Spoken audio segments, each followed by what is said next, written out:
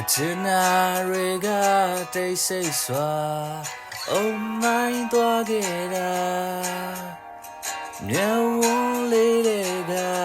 ကြပြမဆန်နိုင်တော့တဲ့ခါရောင်စုံချေတဲ့လောကမှာ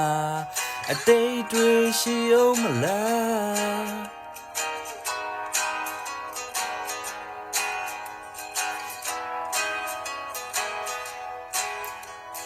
နေရာဒေတာဝေးနေလေတတိရတဲ့အမြင်ပြောခဲ့တဲ့နေရာလေးတွေကဟိုးတိမ်မှာပဲ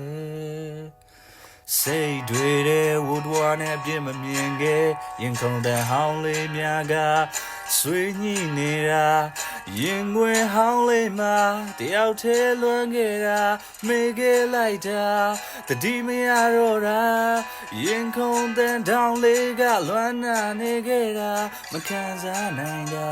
အပြုံးလေးတွေကိုရင်တွေကလွမ်းစိန်နေလို့အခုတော့ဒဇိမ်လေးတွေဆိုလေးစိမ်လေးများကချမ်းစိန်နေလို့အချင်နာတွေကတိတ်ဆိတ်စွာအုံမိုင်းသွားခဲ့တာမျက်ဝန်းလေးတွေကကြပြမဆန်နိုင်တော့တဲ့ခါရောင်စုံချေတဲ့လောကမှာအတိတ်တွေရှိအောင်မလား